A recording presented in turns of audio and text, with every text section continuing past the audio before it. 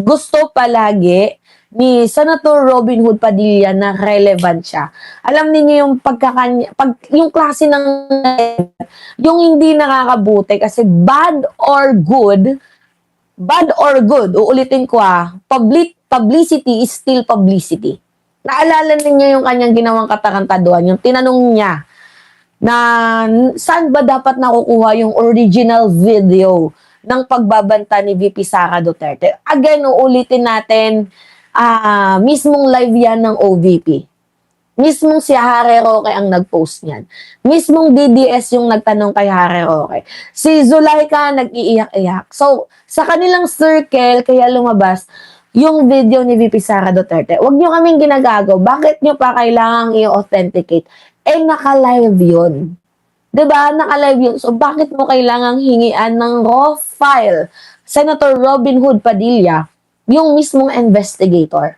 Kasi si Padilla gusto niyang maging relevant eh. Good or bad, gusto niyang maging relevant. May nag-comment dito. Si Kong Dilima noon, bawal bisitahin. Oo, naalala ko yon.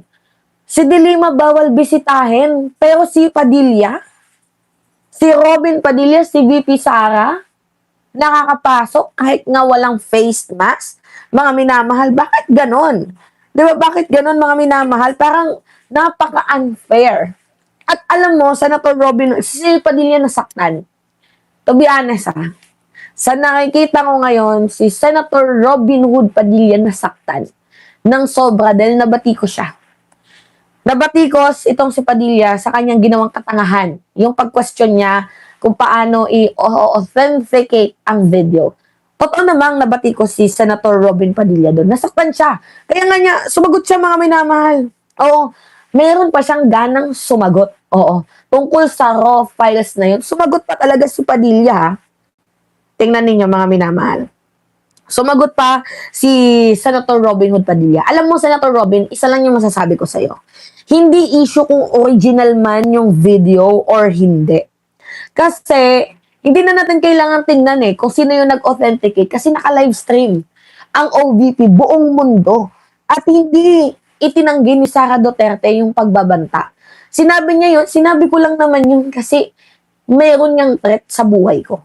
So, hindi tinanggi ni Sara yung kanyang pagbabanta. Gets mo yon, Senator Robin Hood Padilla? Sobrang bobo nga. Wala tayong dapat i-question bobo. So, panoodin natin, mga minamahal. Panoodin natin.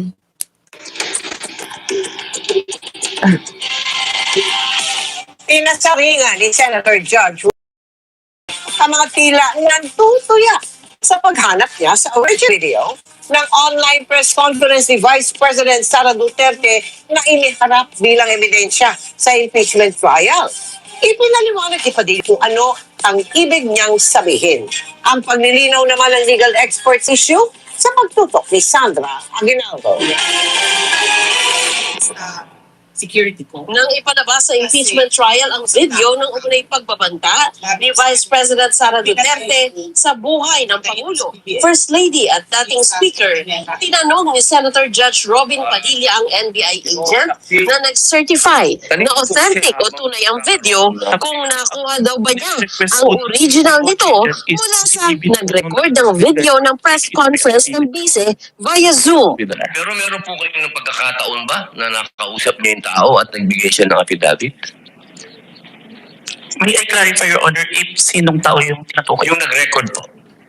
Ako po yung nag-record through OBS, sir. Hindi po. Yung mismong nag-record po kay Inday sa Vice President. Nakausap niyo po ba? Yung raw file po. Kasi napakahalaga po nun. Kasi doon po natin malalaman kung original ba o hindi.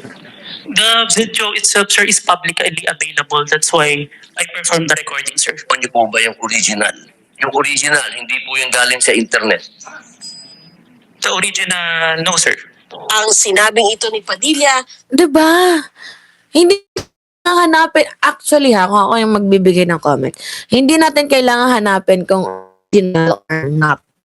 Diba mga minamahal? Hindi natin kailangan hanapin kung original or not. Itong video ni Vice President Sara Duterte. Hindi natin kailangan panindigan kung original yun or not. Ang problema kasi to, publicly, live stream, public, naka-public mga minamahal. Publicly naka-live stream po itong pagbabanta ni Vice President Sara Duterte dito nga po kay President Bongbong Marcos. Robin, ang dami mong ek-ek sa totoo lang Senator Robin Hood Padilla, ang dami mong ek-ek sa buhay. Nagpapaka-relevant ka sa isang issue na hindi ka relevant. Gets mo yon mga minamahal? Even though na nagtataka ako kung bakit ka naging senador, ngayon alam ko na, kasi kailangan talaga ng clown. Alam niyo mga minamahal, kaya ka naging senador ata, kasi kailangan ng clown sa Senado para mayroon mang magpatawa sa atin. Pag nalulungkot tayo, pinapatawa mo kami, pero sa nakakainis na pamamaraan.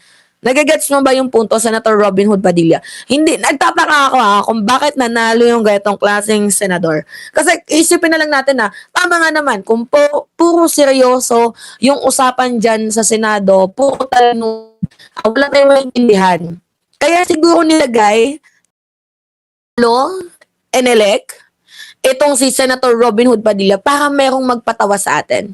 Para merong clown na magpapatawa sa atin. Para merong taong magpapasaya sa atin pag nanonood tayo. Diba mga minamahal, feeling ni Robin mas magaling siya sa abogado. Nagfi-feeling na hinahanapan ba naman niya ng credential ang taong mas mataas ang credibility laban sa kanya. Gets ninyo? Hinahanapan mo yung tao ng credential, pero ikaw, ano ba yung credential na maihaharap mo?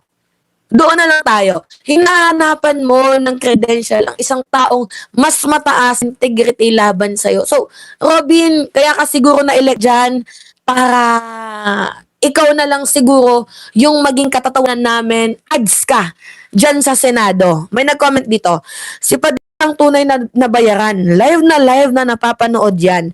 Daming testigo, tapos gusto niya palabasin na fake yung video. Come on. Hindi nga tayo bata 'Di ba? Hindi tayo bata, mga minamahal. Hindi tayo bata para utuin ng isang matanda na parang binigyan lang tayo ng candy. 'Di ba mga minamahal? Ako sa totoo lang yung nanay ko inaaway ko, "Ma, bakit mo naman kasi binoto si Robin Padilla? Nagdagdag ka pa ng isang tanga." Nag-aaway kami ni mama. Kasi binoto daw ni mama si Robin Padilla during that time. Kasi daw, gwapo daw. Oo. Binoto ni mama si Robin Padilla kasi mabait daw. Kagisan nag-away kami ni mama ng eleksyon. Bakit mo binoto ang isang tao dahil sa gwapo lang?